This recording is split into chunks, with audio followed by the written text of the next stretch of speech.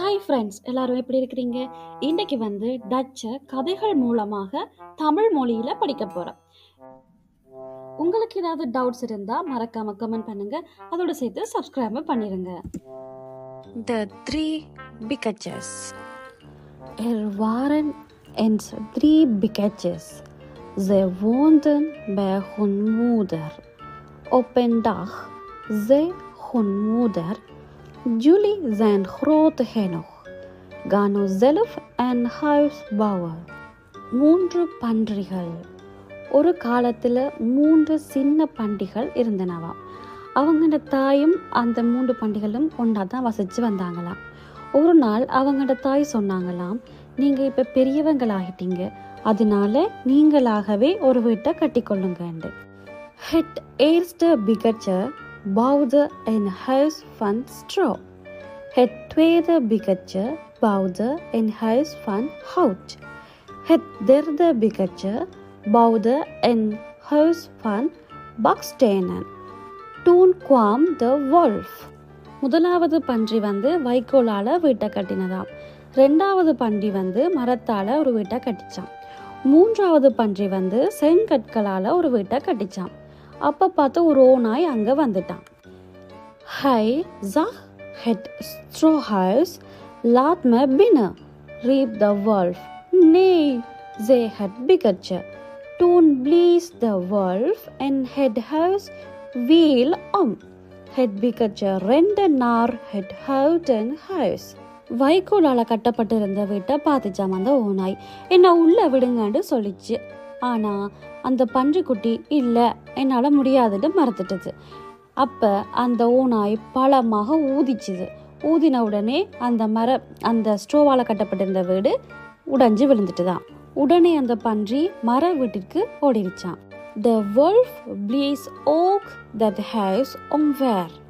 Beide bikketjes renden naar het stenen huis. De wolf probeerde dat huis ook te blazen. அந்த மரத்தால் கட்டப்பட்டிருந்த வீட்டையும் ஓநாய் ஊதியே உடைச்சிட்டு தான்.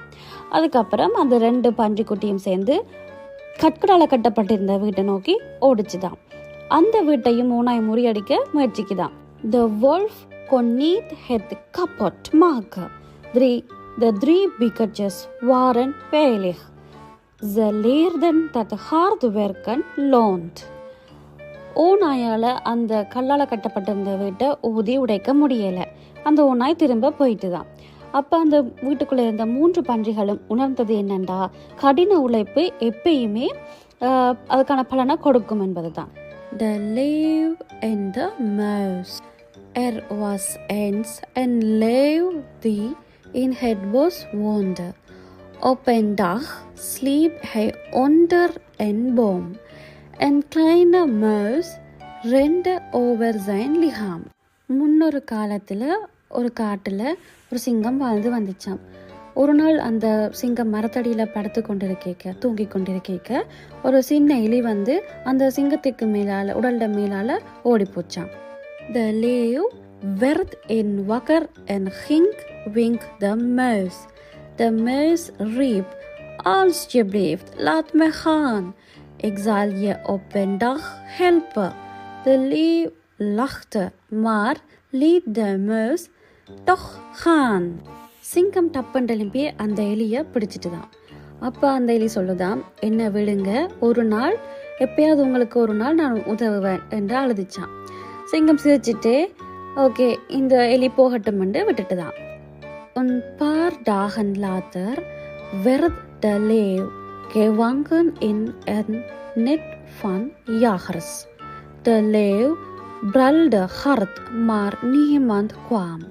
சில நாட்களுக்கு பிறகு அந்த சிங்கம் வேட்டைக்காரங்க விரிச்ச ஒரு வலையில சிக்கிட்டு சத்தமா கரிச்சித்ததாம். ஆனால் யாருக்குமே அது கேட்கவும் இல்லை, யாரும் வரல. The mouse hoorde de brul en rende naar de leeuw. Ze knaagde het net kapot met haar tanden. De leeuw was vrij. Hij bedankte de muis. Sindsdien waren ze goede vrienden.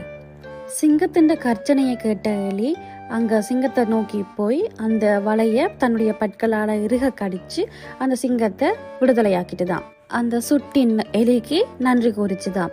அன்றிலிருந்து அவங்க எல்லாருமே ஒரு ஃப்ரெண்ட்ஸாக இருந்துட்டாங்களாம்.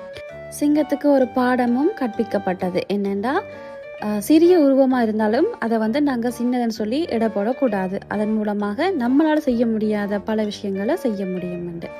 இந்த stories உங்களுக்கு ரொம்பவே help பண்ணியிருக்குன்னு நினைக்கிறேன். நீங்கள் இதில் இருக்கிற வேர்ப்ஸுகளையும், அதாவது வினை சொற்களை தனியாக எடுத்துக்கொள்ளுங்க. அதுக்கேற்ற தமிழ் வார்த்தைகளையும் நீங்கள் பார்த்துக்கொள்ளுங்க. பார்த்துட்டு நீங்களாகவே செல்ஃபாக சென்டென்ஸுகள் க்ரியேட் பண்ண ட்ரை பண்ணுங்கள். அப்போ தான் உங்களால் அடுத்தடுத்த கட்டங்களுக்கு உங்கள் சுயமாகவே வசனங்கள் எழுதி கொண்டு கதைக்க முடியும். ஸோ இந்த வீடியோ உங்களுக்கு ரொம்ப ஹெல்ப்ஃபுல்லாக இருக்குன்னு நினைக்கிறேன். இது மாதிரி நிறைய ஸ்டோரிஸ் உங்களுக்கு வேணுமென்றால் தயவு செஞ்சு சப்ஸ்கிரைப் பண்ண மறந்துடாதீங்க.